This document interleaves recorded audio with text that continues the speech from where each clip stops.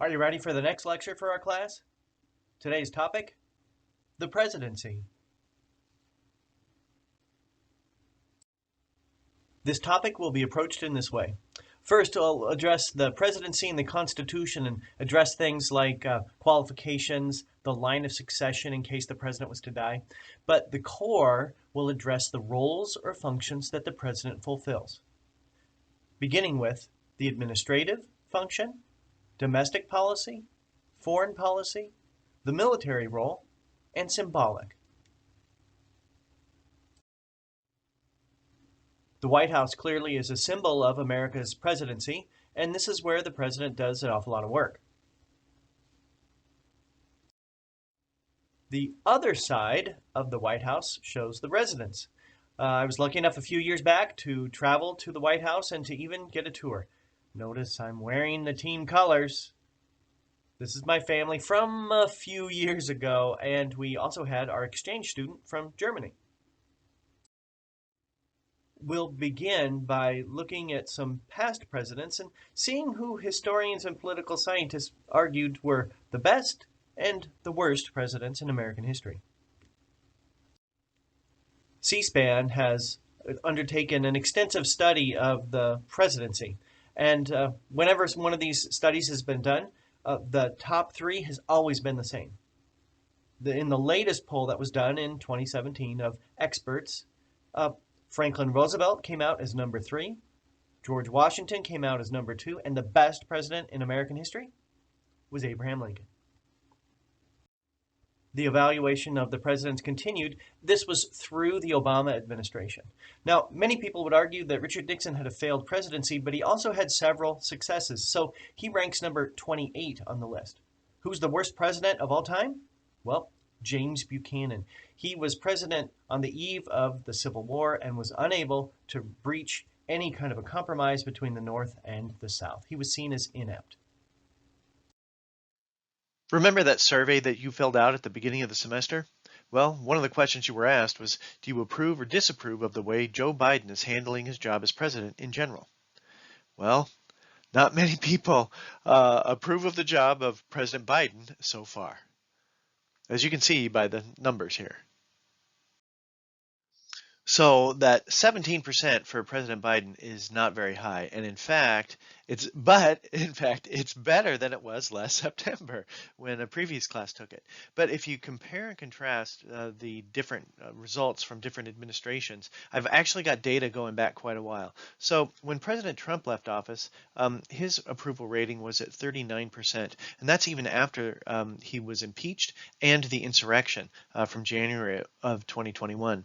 What we see overall is that in many ways, West Shore students have not been very approving of different presidents. President Obama, when he left office in January 2017, his approval rating was 56%, but that was by far his highest ever approval rating during his administration. If you look down at President Bush, he had a really high approval rating early in his administration in January of 2002, 79%. That was shortly after the attacks on the World Trade Center and Pentagon. But when he left office, his approval rating had plummeted to 13%. You can also see some figures for President Clinton as well. Next, we'll explore some of the qualifications in order to serve as President of the United States, as outlined in the Constitution. The Constitution outlines a few qualifications. The first, as shown here, deals with age. One must be at least 35 years old. Also, you have to be a citizen, a natural-born citizen, so a citizen from birth. The easiest way to achieve this is to be born in the United States. There's also a residency requirement. One has to be a resident of the United States for 14 consecutive years prior to running for president. That way, if somebody lived outside the country, it's okay, but you have to reestablish your residency for a minimum of 14 years before you would be eligible to run. The salary of the president? Well, it's $400,000. Now, I don't know about you, but $400,000 is a lot of money. It's a heck of a lot more money than I'm ever going to make as a community college professor. However, let's do a quick comparison. Let's look at the entertainment industry, and particularly actors and actresses. Hey, Barbie did really well at the box office last year. So Margot Robbie, she was the highest paid actress in Hollywood, and she earned $59 million. As far as actors go, well, Adam Sandler has made a heck of a lot of movies lately, and he made $73 million. Now, just to let you know, a year ago, Taylor Swift, not an actress, but an entertainer, she made over $90 million. Well, athletes often sign contracts for big dollars. Cristiano Ronaldo, the soccer player, well, he earned $46 million in salary, but his endorsements added an additional $90 million. Well, how about business? Well, Steven Schwartzman is the CEO of the private equity firm Blackstone. His salary, $253 million. So, $400,000 is a heck of a lot of money.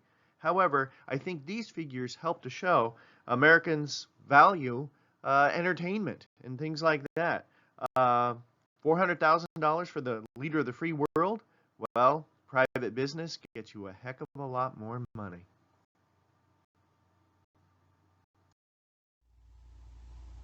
One thing I like to study would be presidential succession, particularly if the president was to die while in office. Are you familiar with the first president to die in office? Well, he's shown here. His name was William Henry Harrison. Let me tell you a story about William Henry Harrison. He was a military hero who had defeated Native Americans at a battle called Tippecanoe.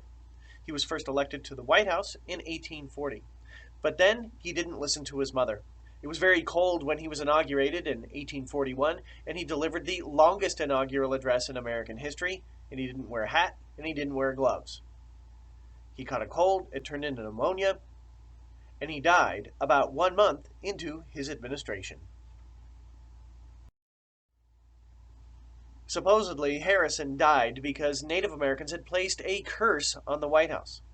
Any president elected in a year ending with a 0 was supposed to have died while in office, and Harrison started this when he was elected in 1840.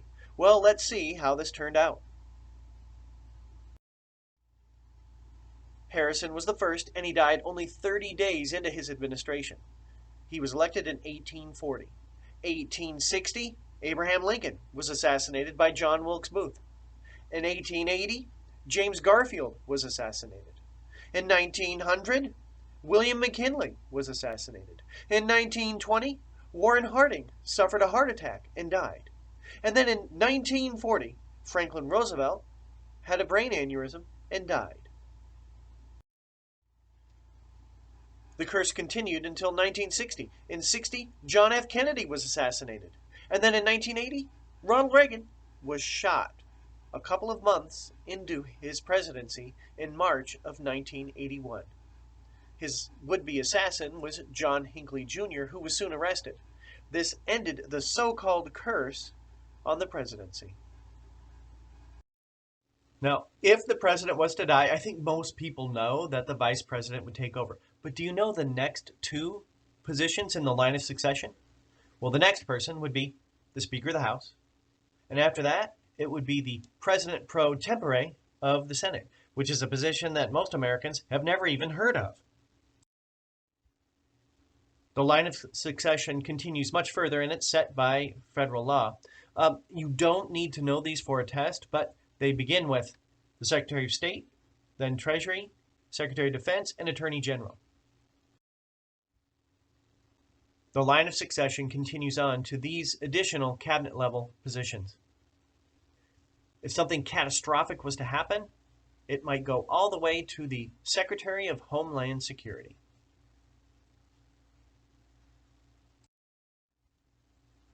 An amendment to the Constitution also helps us determine how to fill a vacancy in the vice presidency. If the VP was to die or to resign, the president has the authority to nominate a new candidate. However, that candidate must be confirmed by a majority vote in both the House and the Senate. The core of the lecture is next. We'll explore the 5 major roles or functions that the president fulfills. We'll begin with the administrative function. This role or function is often overlooked by many. Under the administrative function, the president has the ability to either appoint or to nominate maybe as many as 3,000 to 4,000 people to a range of administrative positions. There are several examples. One would be ambassadors to other nations. Ambassadors serve as the eyes and the ears for the president in different countries, and they even serve as a spokesperson for the administration in those areas. The image here shows Piet Hoekstra. He's the former U.S. ambassador to the Netherlands when President Trump was in office. One interesting fact is that he was actually born in the Netherlands. As a boy, he migrated to the United States, and then he moved to the Holland area. Eventually, he was elected to the United States Congress from West Michigan, and he represented the area from Holland all the way up to Manistee. So he was born in the Netherlands and eventually became the U.S. ambassador to the Netherlands. Go figure. There are many other examples of people who work in the presidential administration. Maybe the most important group would be the so-called cabinet level officers. This is the most important set of advisors and policymakers for the president. They help the president enforce all laws. The image here shows Jennifer Granholm. She's the current Secretary of Energy for President Biden. I mentioned her because several years back, she was the two-term governor of the state of Michigan. She's now in Joe Biden's cabinet. Congress passes laws, but the executive branch enforces them. Executive orders outline the steps necessary that the administration takes when it comes to enforcing those laws. They actually have the legal force or the authority of a law, and they can require agencies to enforce the laws in very specific manners. However, they cannot violate the law, and they cannot violate the Constitution. Here we see President Trump and President Obama, each of whom have issued several executive orders during their administrations. It's nothing new to issue an executive order. Here's one. When Abraham Lincoln issued the Emancipation Proclamation, that was an executive order. Executive orders have become controversial in the last several years, but there's one other caveat I'd like to mention. If one president issues an executive order, it's not binding for future administrations. Just in case you're interested, and don't worry about having to memorize the statistics here, but you can see how some different presidents issued executive orders in previous administrations and in the current administration. So George Washington only averaged one a year. Franklin Roosevelt, 307. Of course, he was president for a little over 12 years. Bill Clinton, an average of 46 per year. Then if you look at our last three presidents, they're roughly about the same. You know, Obama, 35 on average per year. President Trump, 55. Biden, you know, it's only through October of 2023, but you can see that he averages 45 per year. Maybe this can add a bit of perspective. I will place a hyperlink on Canvas to a clip that Saturday Night Live did in 2014 after President Obama issued an executive order dealing with immigration. It's actually pretty funny. So you may or may not want to watch this after the lecture is over with. The next roller function deals with domestic policy. One way the president shapes domestic policy is through the budget. The president is actually required to submit to Congress a proposed budget each year. Now, the president can propose a budget, but unless Congress passes it, it's not binding. What's important about this, though, is that it outlines the goals that the president has and the top priorities. So you could see an example here of President Trump's 2020 budget. The areas in blue show areas where he wants to increase funding. The areas in yellow show regions where he wants to cut funding.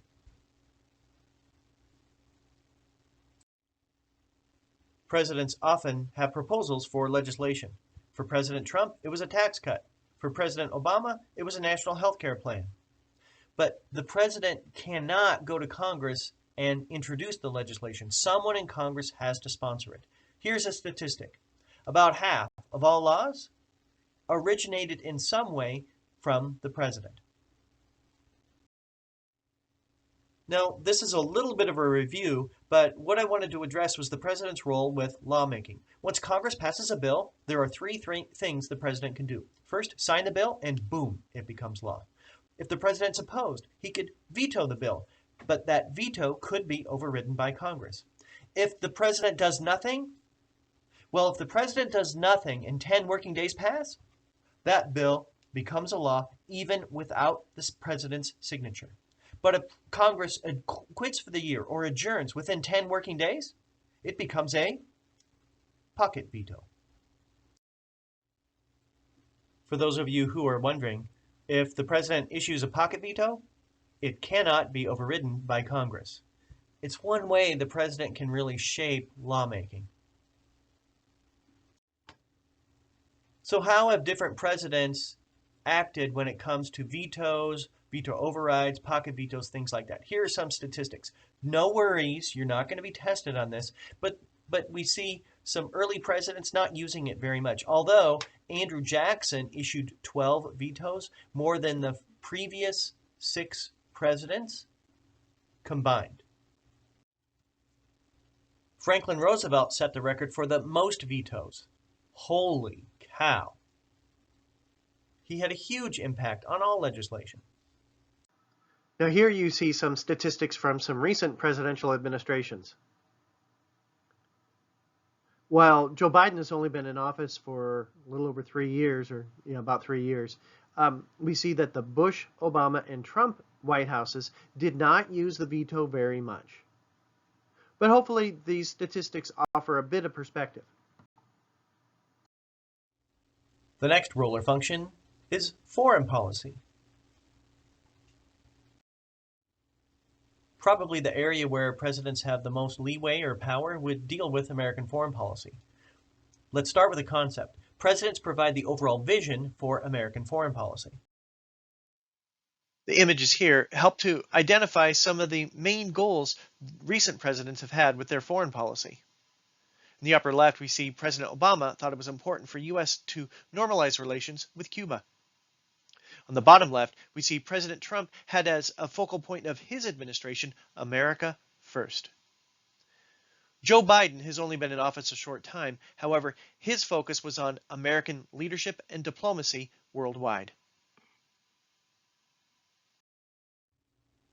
The reason why presidents have so much authority is that the president is the person who negotiates all treaties. However, there is a check on the president's ability to do so. In order for a treaty to become a binding agreement, a 2/3 majority vote in support of that proposal is needed in the Senate. However, there's something similar to an executive order that ensures that the president would have control over foreign policy. That is an executive agreement. It's an agreement between the American president and the leader of another country. However, this does not require Senate approval. But again, there's a check on this. It's not binding for future presidential administrations. Here we see a chart that identifies the number of executive agreements as compared to treaties. Notice the arrow is pointing to the Roosevelt administration. As the United States became a world power during World War II in the 20th century, we see the number of executive agreements increasing.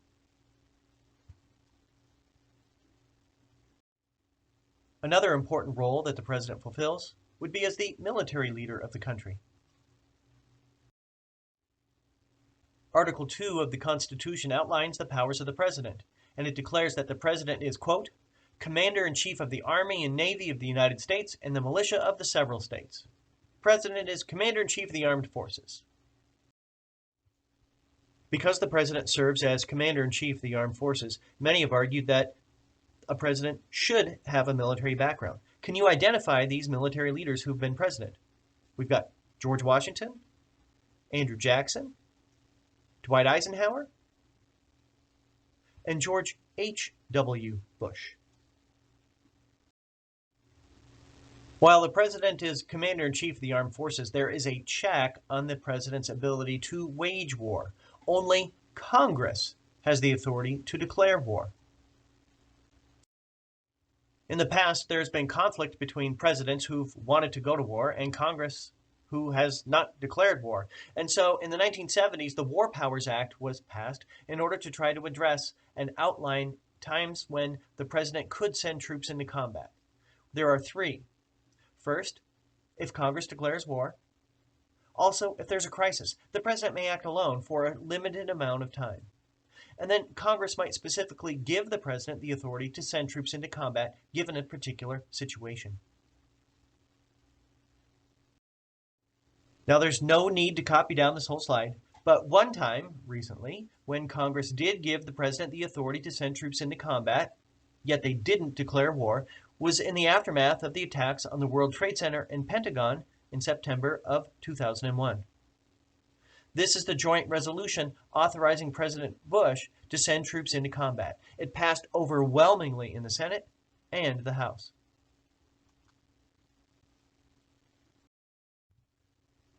The last role or function to be discussed would be the symbolic role the president plays as the leader of the country.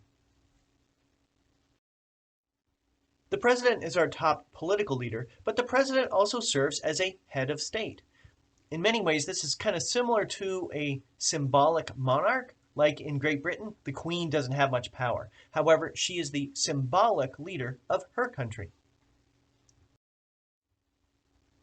As the symbolic leader of the country, the president might host a state dinner, as you see here with President Obama. Or on the right, we see President Bush throwing out the first pitch to start the World Series. These really don't have much power associated with them, but they show that the president is the symbolic leader of our nation. President Trump has used new technologies to expand the symbolic role of the president. Here we see the president congratulating the country on the 4th of July holiday. He also is congratulating the winners of the World Series and also has a Thanksgiving Day message to the nation.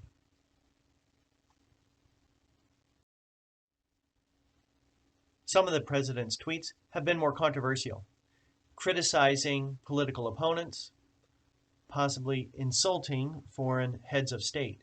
These have prompted other Republicans even to argue, and this is a quote from Bob Corker, that the White House is an adult daycare. Both Democratic as well as Republican presidents have tarnished the symbolic role of the president in a range of manners. Here we see some sex scandals being highlighted that involve Bill Clinton as well as Donald Trump. There is one actual power that the president has that's associated with the symbolic role. The president can pardon anyone who's been convicted of a federal crime. A selection from the Constitution is shown here.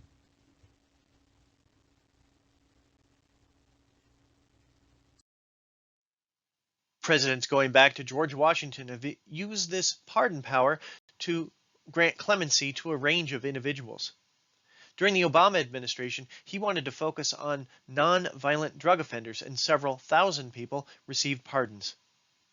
On the right, we see the images of some of the individuals who received pardons under President Trump. He didn't use the pardon power as often as President Obama. However, some were controversial, like Roger Stone and Paul Manafort, two close former advisors. We're just about done. We've got a few concluding comments next. This presentation has addressed a few areas. It involved the different evaluation or rankings of different administrations and how the Constitution has addressed the presidency. But the core has addressed the 5 major roles or functions that the president fulfills. You should be able to describe and then evaluate these 5 roles or functions, and then determine which you believe to be the most important. Well, this is all for lecture number 11. The presidency. Only one more left.